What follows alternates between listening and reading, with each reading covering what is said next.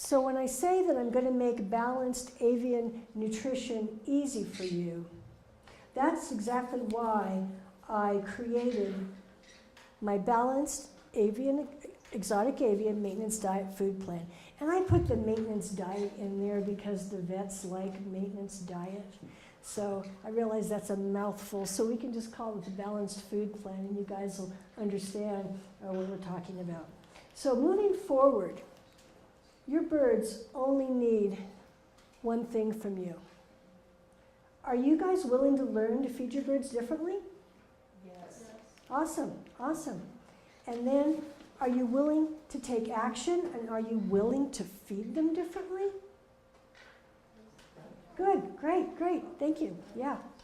Because that's what it takes. So when you see how simple and easy this is, I think, hopefully you guys will want to start feeding this way. Now, with the balanced food plan, at first I want to talk about the basics of the food plan. And you notice here, no vitamin supplements needed. When I first started feeding birds, boy, I used to dump all kinds of stuff in their water and powders on the food and all of that. And when you're feeding balanced nutrition, you don't need vitamin supplements because they're going to get it all from their foods. So the foundation of my balanced food plan is my complete protein sprouting blend, best bird food ever. And when birds joined my family, I realized right away that there was the nutrition that people were telling me to feed wasn't balanced and that there wasn't complete protein. And so essentially I created this out of need because the birds, and then when I keep hearing from avian vets that malnutrition is the leading cause of illness, disease, and early death of these amazing animals, it's like, no, we have to do something. We have to be willing to feed our birds differently to help them be healthier. So when you're first starting out, it's a good idea to have the sprouts be 80% of the food plan, and that's because your birds have been without this nutrition for so long. We want to dose load them. You want to make sure they're getting lots of complete protein, they're getting the enzymes, they're getting the antioxidants. And then as the longer they're on the sprouts, then you can begin to decrease it. Or if your birds happen to be symptomatic and we're working to heal them of some sort of illness or disease condition, as symptoms improve, then we can reduce it as well. And then the remaining 20 to 50% is a combination of specific raw and steamed vegetables or fresh or frozen fruit. And I choose ones with high antioxidant levels and the walnut pieces.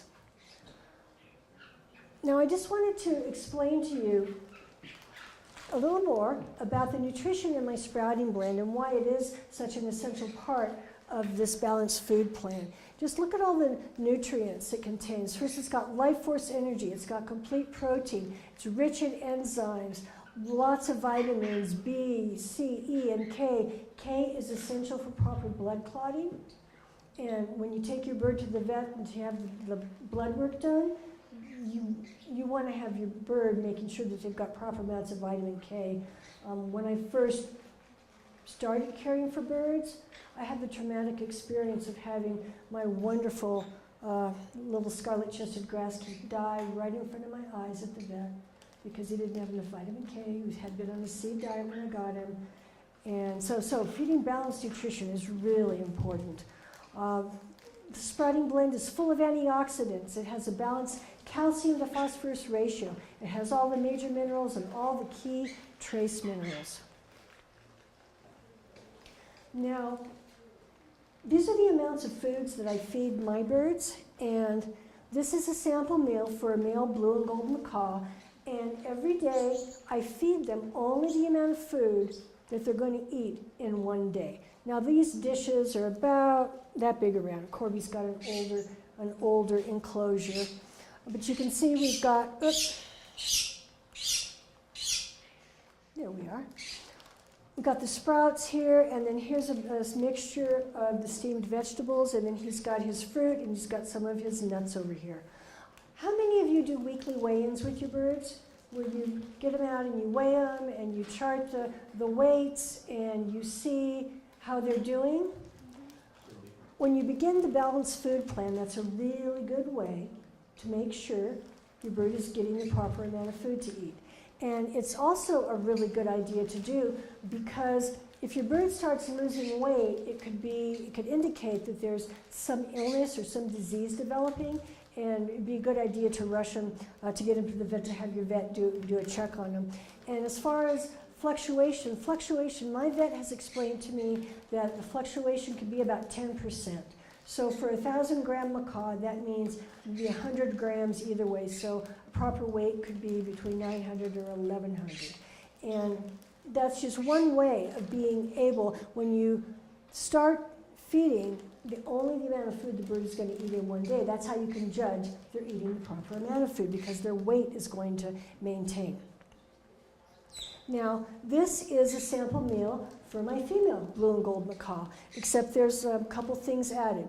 2 or 3 times a week, we add fresh raw spinach, and I usually clip it to the side of their enclosure, or you can also chop it up and put it on top. I learned the hard way that spinach is an essential food for our birds. In addition to all the nutrients that it contains here, there is also, and I'm actually going to be writing and publishing a paper on this, so I can't give you guys too much information, but basically by not feeding my birds spinach for a very long time, one of them developed a condition, a debilitating condition, and when his hen started getting the same symptoms, I did a bunch of research on it, I added spinach back in, and her symptoms went away. So, spinach, I know that there's talk about the oxalic acid and how it binds to the calcium, and that's why you're not supposed to feed spinach. Well, I actually took a look at the numbers and looked at how oxalic acid combines with calcium. And yes, there is oxalic acid in spinach, but there's also so much additional calcium, it's a non-issue. It's really a non-issue. So spinach, and the 2 nutrients that I wanted to tell you about, the choline and the betaine. Okay, they are both nutrients that support the methylation process. Now what this means is that they are methyl donors. They donate methyl molecules, and those attach to proteins or other molecules to keep the body functioning properly or to protect cells from damage. Now the important thing is here, they have the ability to alter gene expression. Do you know what that means? It means it can turn off a disease gene. Isn't that awesome? Yeah. So, and there's other foods in the balanced food plan that contain choline and betaine as well. But it's just when I started researching it, it's like you don't hear when people talk about feeding parrots, they go, huh? What are those? No, they're essential nutrients, and spinach is an essential nutrient. Now, with Maria's food dish here, you can see she's got a lot less fruit and a lot less nuts than Corby. Well, Maria's on a diet right now because my vet told me she had cleavage and she's not supposed to have it. So she's on a food plan, and my birds get weighed every week. And a good idea is to pick a day, a time, and get what your ideal weight from your vet is and write it at the top of the journal page book, and then bring them out, weigh them, and then you just can document it down as far as, date, time, weight, and then that also helps you judge the amount of food you're feeding, the amount of things that they're eating. And when you start working with the balanced food plan, if something comes up and you have some questions, you can get a hold of me and I'll help you balance out the nutrition for your birds. And then the other thing that is essential that gets added 2 or 3 times a week is a hard-boiled egg chopped in the shell. And I usually feed it on the same day just because it's easier for me to remember. Is that, you said once a week? 2 to 3 times a week. Whole egg? No, you chop it up. Here, this is what I do. I take the brown egg. I have a system for hard boiling where they come out just about perfect every time without cracking and making a mess all over the pan. So that I can share with you. And I like to use a manual food chopper because it makes the eggs nice and fluffy. And these are the nutrients that it provides. Vitamin A. Now, vitamin A, everybody talks about vitamin A in fruits and vegetables. No, that is precursor to vitamin A, beta carotene.